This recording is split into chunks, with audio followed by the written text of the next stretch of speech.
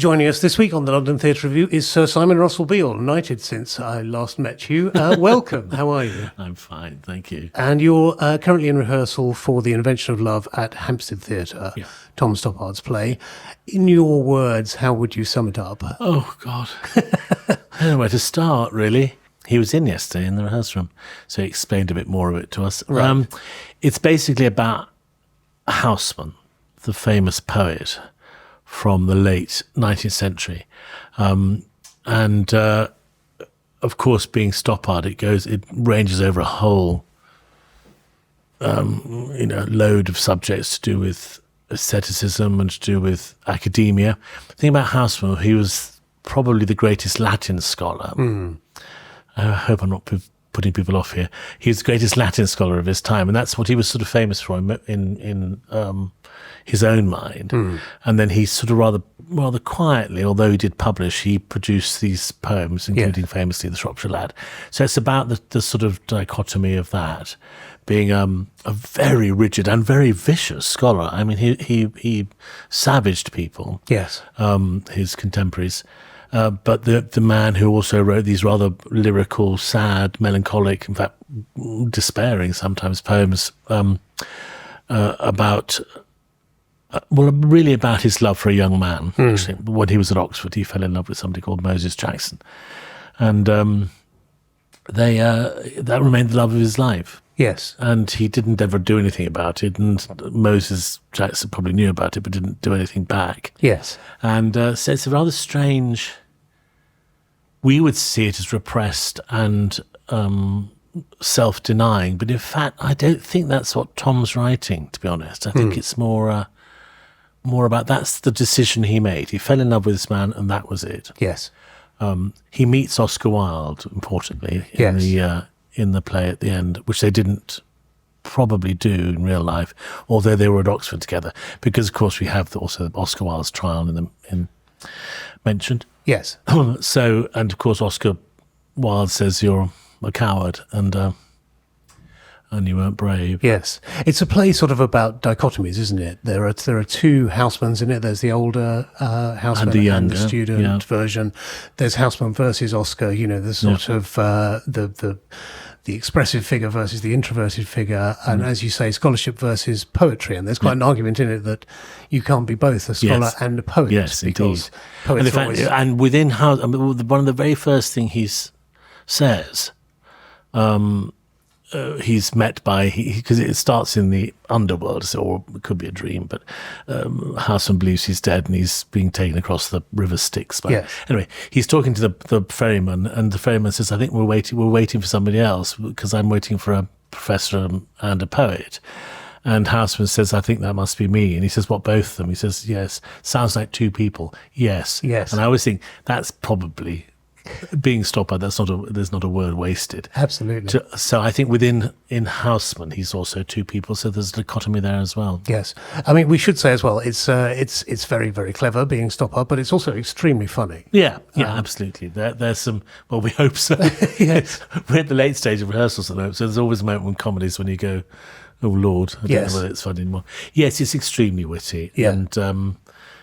And it's like a huge puzzle. As I say, there's not a word wasted. So you keep on thinking, I could snip this out, cut this bit, and you think, actually, no, I can't do that because So but it is funny. I remember seeing it the first time round, and one of the lines stayed with. Yes, one of the lines that stayed with me is one of his Houseman's gay friend says, I've come up with a name for us, homosexual. And he says that's half Greek and half Latin and half Greek. Who's responsible for this barbarity? Sounds about right, yes. Sounds about right, yes. Yeah. What was the appeal for you in taking it on? I mean, you have form with Stoppard, don't you? I do have a bit of form. I'm not a huge amount of form, but I've done two of Stoppard's, the two earliest, actually.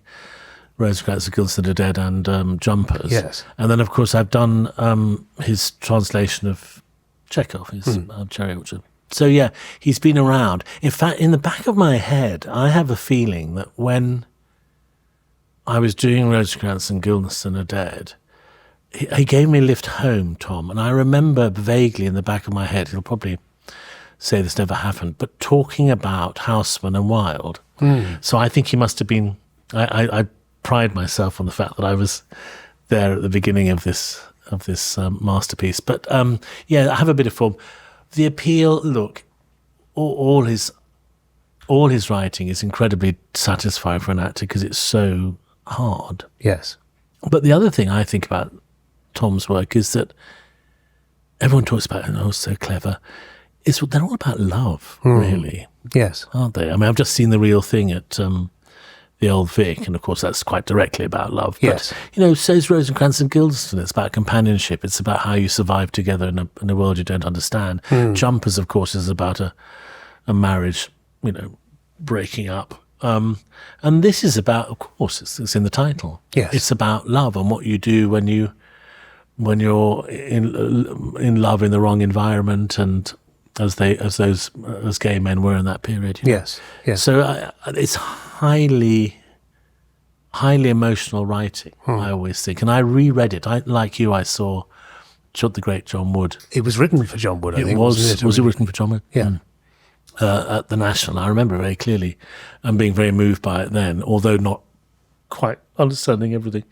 So I reread it, and because they said, "Would you do it again?" And yeah, I mean, it's just, I find it very moving, really, and I find the sort of arguments, there's a moment when he goes talking about being a classic scholar, and he says, it is capable of giving the very greatest satisfaction. And I think, I find that very moving, this idea, this man going, no, this sounds dry, it sounds dull, but no, it's important, and it satisfies me. Yes, yes.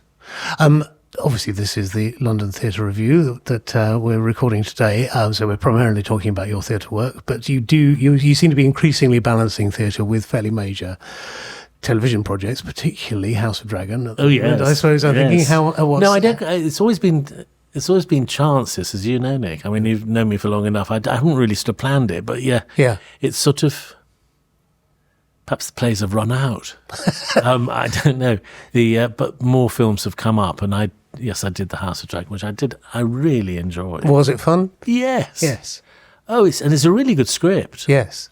And there are also things like, I thought a lot of it was going to be, I thought most of it was going to be what we used to call CGI. I don't know what you call it now, but computer-generated effects. And I arrived on the first day, and they said, would you like to see your cast? Yes. And there it was. And there's something miraculous about the technical skills of, these people. Amazing in all departments, costume, building, whatever. So just watching that is pretty breathtaking. And there have been some other things. There have been some. We were talking about a film this afternoon that I did with Mark Rylance called The Outfit. Things like that. So odd little film. Yes. Adventures. So